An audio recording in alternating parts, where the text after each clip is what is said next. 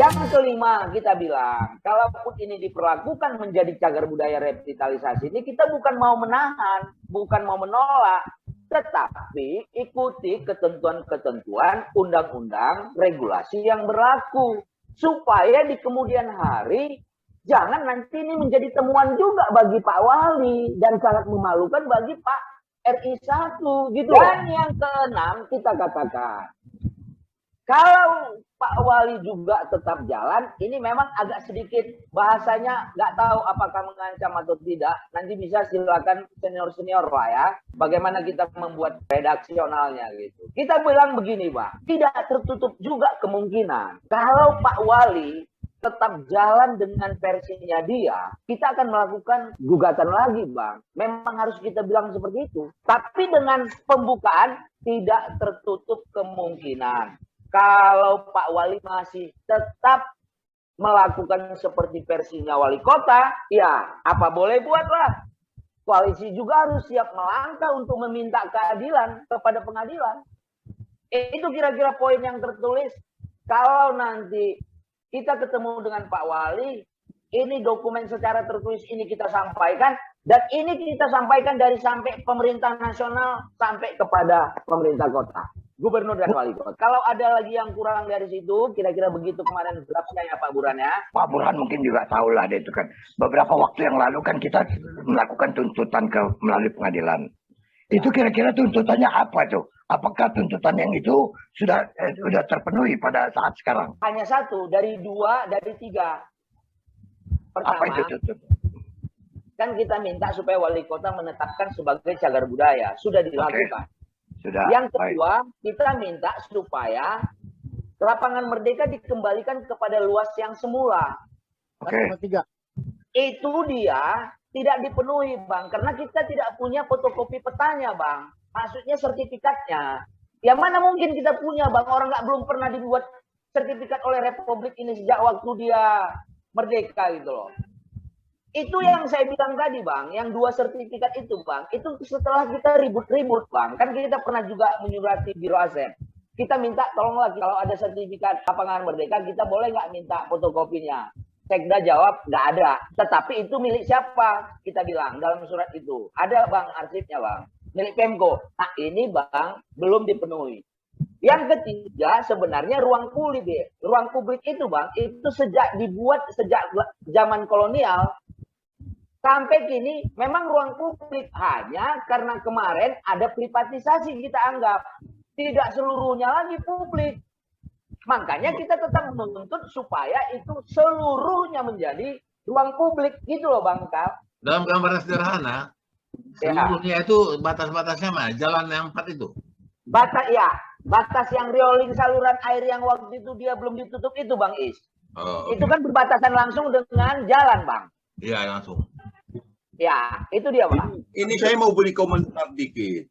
Ya. Ketika saya di BPK Pak Mido, persoalan seperti ini banyak ditemui oleh pemerintah daerah. Karena itu kita buat rumusan kesimpulan seperti aset tadi sudah harus disertifikatkan. Karena itu memang ada lembaga yang nanti bisa mendorong mereka. Ya. Misalnya BPK untuk menyelesaikan sertifikat atau asetnya, walaupun penyelesaiannya di BPN.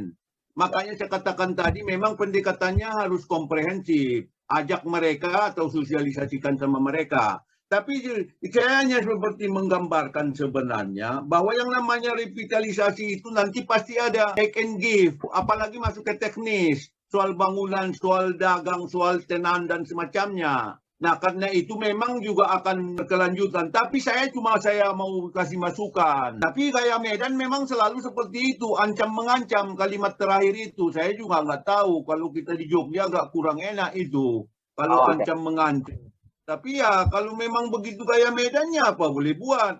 Toh juga dia kalaupun nanti dia tidak laksanakannya, bawa lagi ke pengadilan. Itu kan persoalan berikutnya. Nah, saya cuma menggambarkan Pak, bahwa selalu memang ada saling memberi, take and give. Itu loh Pak, ada masukan yang diberi, ada yang bisa dia terima, ada yang tidak bisa dia terima. Barangkali yang prinsipil tadi itu ketika kemudian jadi tidak lagi untuk kepentingan publik. Nah, itu barangkali harus jadi perhatian bersama. Itu barangkali catatan yang bisa saya kemukakan. Pak Bos, ya. gini, bahwa memang masalah status lapangan merdeka, terutama sertifikat, ini kelihatan memang sudah ada semacam apa ya, diokupasi lah. Itu mungkin nggak semua orang tahu bahwa di sisi timur yang ada sekarang bangunan bertingkat lapak buku dan parkir, itu udah dibenteng itu Pak, udah dibagar beton. Pagar beton total dari mulai selatan sampai utara itu udah dibenteng beton. Sisi timur itu yang mana ya? Ini kesannya memang kereta api.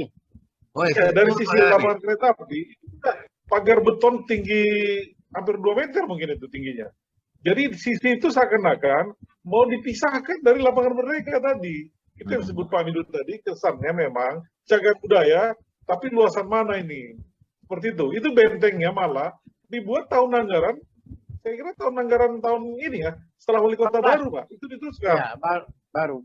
Nah, jadi kalau kita dari sisi lapangan Merdeka mau ke kereta api, itu satu pintu kecil aja tinggal Pak. Itu udah dibenteng. Benteng masif. Itulah Pak tadi kesannya.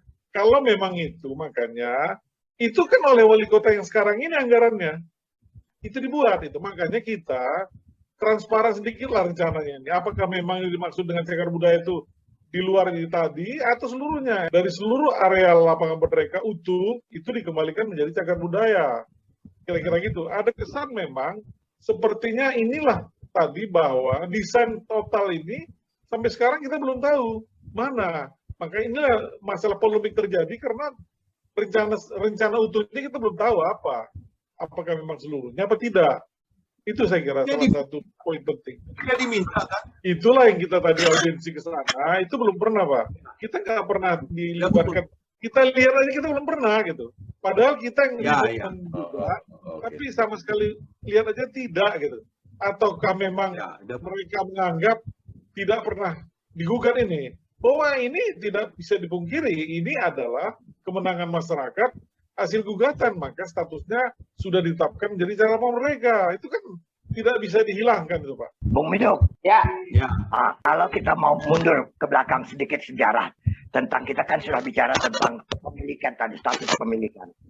Ya, mungkin Bung Miduk sudah pernah baca barangkali kan bahwa bagaimana penyerahan wilayah dari mulai stasiun kereta api, lapangan Merdeka, kemudian sampai beberapa bangunan yang ada kantor pos, penyerahan kepada Kementerian itu apa bentuk penyerahannya, Bung? ya Bang, itu nanti Abang lah yang memberikan informasi itu supaya nanti masuk pada buku yang cetak ulangnya Bang. Aku sendiri karena nggak tahu Bang, makanya waktu itu kan kita batasi dari mulai kontrak ketika Jacob Jones 1863 itu kan Bang, khususnya setelah dia minta ini dibangun Bang. Sebelumnya itu dari mana dan mana batasannya itu belum dapat aku Bang informasinya Bang. Dan itulah salah satu mungkin dari pembicaraan yang kurenengkan yang menurut aku juga harusnya itu ada.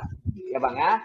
Tetapi tadi yang mau ku minta Bang Kalis sama Bang Is, siapa tahu walaupun bahasa Medan itu perlu, poin yang keenam tadi siapa tahu redaksional itu masih ada yang lebih baik Bang Is.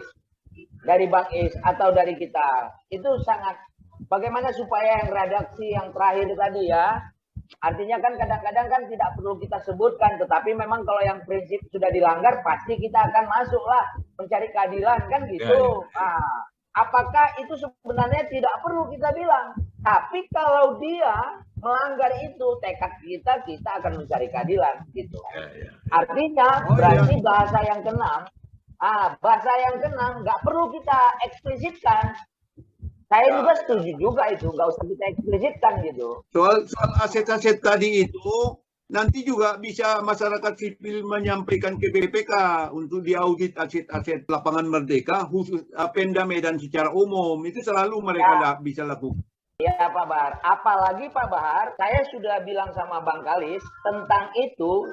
Saya yang beberapa kali sudah diwawancarai sama Bang Kalis, justru nanti mewawancarai dia sama Pak Iwan supaya tentang asal muasal tanah lapangan Merdeka ini menjadi pegangan kita juga karena ini akan memperkuat kepada BPK yang Bapak usulkan bahwa kita paham sejarah ini gitu loh. Bahkan justru lebih paham dari pejabat wali kota gitu. Artinya ini kan jadi modal kita juga Bang Khalid, ya kan? Ya, jadi menarik kan, bukan sekedar revitalisasi betul. aja, aspek legalnya. Jangan sampai satu waktu nanti demi kepentingan umum pemerintah kota bisa jual itu tanah lapangan Merdeka kan begitu. Dan Waspada. sekaligus juga bahwa Ya. ada dasar kita kenapa kantor wali kota itu harus kembali ke tempatnya gitu. Ya. Ada dasarnya gitu. Ada secara historis kita pun tahu gitu kan. Dan itu bukan opini lagi juga gitu. Ada sejumlah hal-hal yang kita sudah lampirkan itu. Jadi mereka akan semakin inilah harusnya ya, semakin mau lah ya merangkul kita untuk mendudukkan ini gitu. Mantap. Jadi gini, kelihatan di Medan lah saya bilang ya, ada sedikit pemikiran seperti ini kita. Bangunan cagar budaya itu malah dijual untuk jalan-jalan ke luar negeri, melihat heritage di sana gitu, untuk terapkan sini. Tapi menjual heritage yang di Medan, ini kesannya kan seperti itu. Ya kan, ya kenyataannya banyak. 4 kali itu Pak Burhan. Tahu dia. Itu loh kamu 4 kali bilang. 4 kali lipat. Iya, masalah seperti itu. Tapi tadi menariknya begini, ada kesan memecah-mecah, mengkapling-kapling lapangan Merdeka itu nampak. Dengan di pagarnya tadi, tembok Berlin itu ada. Padahal dulu, bagaimanalah kolonial dulu membuat lapangan yang sangat bermartabat lah menurut saya ya. Kenapa? Timur dan Barat itu, timur stasiun kereta api, Barat itu wilayah kantor wali kota, itu dulu kan adalah alokasi lahan parkir untuk lapangan Merdeka seperti itu. Tetapi berkembangnya zaman sekarang bahwa sekarang kota Medan ini tidak mungkin lagi diisi dengan hanya sekedar kendaraan. Artinya perencanaan tidak bermemanjakan kendaraan pribadi, maka sekarang itu tidak cocok lagi misalnya. Tetapi ketika itu dialihkan ke bawah, ini masalah lingkungan. Ini saya nggak di luar konteks saya perlu, tapi itu. Tetapi kita tidak harus berprinsip memanjakan kendaraan pribadi. Kenapa? Karena konsep bus umum kita, bus umum massal tadi sudah berjalan sekarang. Yang sekarang kenyataan tidak laku. Jadi semua orang kita harapkan di lapangan Merdeka, tetapi menggunakan angkutan umum, kira-kira seperti itu. Kenapa? Karena jaringan jalan kota Medan ini sudah stagnan. Hanya beberapa studi yang dilakukan, termasuk yang oleh Pemko sendiri, itu kita do nothing untuk kota Medan, itu 2024 stagnan, kabarnya seperti itu. Malah studi lebih baru lagi, itu dianggap karena sekarang udah berubah lagi paradigma kita bahwa urban kita ini udah disesaki lebih 60%. Pindah ke kota sekarang penduduk. Artinya sangat padat kota kita ini. Maka kita harus melakukan kebijakan yang bisa mengurai itu tadi. Terutama adalah tidak harus kita menempatkan kendaraan pribadi, tapi menggunakan angkutan massal. Mulai dari angkutan massal darat atau rel, berbasis rel. Itu semua konsep sudah ada. Malah yang terakhir saya dengar, perhubungan itu punya skema baru untuk menggunakan dana IBRD, menggunakan semacam busway lagi di kota Medan dan Bandung yang anggarannya sampai 3 triliun. Itu dimulai 2023. Semuanya juga loopingnya di lapangan Merdeka. Maka saya sebenarnya tidak setuju kali kalau kita tidak lagi lahan parkir dimanapun dia. Kira-kira itu kenapa? Karena perubahan ini tadi sudah kita harus bijak menggunakan jaringan jalan kita yang sudah ada sekarang ini. Angkutan umum massal. Dan itu sudah dimulai. Ya, dimulai dari bidang RO, ya kan? Mulai dengan Metro Beli, nanti ada lagi LRT, ya kan? Kemudian ini lagi, malah busway kabarnya, saya nggak tahu nih. Perhubungan yang terbaru malah dialokasikan ke 2023. Medan dan Bandung mendapat prioritas pertama. Makanya kita kira perlulah desain lapangan Merdeka dengan lingkungannya tadi transparan, melibatkan semua pihak, ya kan, terutama penggunaan bawah tanah tadi berkaitan dengan lingkungan. Kenapa? Karena unsur utama dari cagar budaya lapangan Merdeka adalah terang besi yang ratusan tahun ini. Ahli-ahli tanaman memprediksi bahwa ketika itu di bawah, maka akan berdampak sangat negatif terhadap terang besi. Itu sebenarnya. Makanya ada wacana juga kita coba ini. Bagaimana kalau misalnya di bawah aspal itulah daerah yang basement tadi misalnya Pulau Penang, seperti itu. Kemudian Jalan Balai Kota yang tidak terlepas lagi kepada lapangan Merdeka dengan Balai Kota kita sebenarnya. Jadi itu satu paket sebenarnya. Makanya seperti bilang Pak Usman ya, jangan ceraikan balai kota dengan lapangan Merdeka katanya. Maka ini sangat kental bahwa sebenarnya bukan sekedar cagar budaya lapangan Merdeka, tapi kawasan lapangan Merdeka menjadi cagar budaya. Kawasan banyak heritage keliling itu. Jadi prinsip itu harus dikuatkan karena kita juga sedikit ngeri sedap ketika semua pejabat kita tadi menjual heritage untuk melihat heritage luar gitu. Kan ini yang sudah terjadi seperti itu. Banyak heritage di sini, tapi bagaimana selalunya mereka melihat di luar, tapi menerapkannya berhitung seperti ini.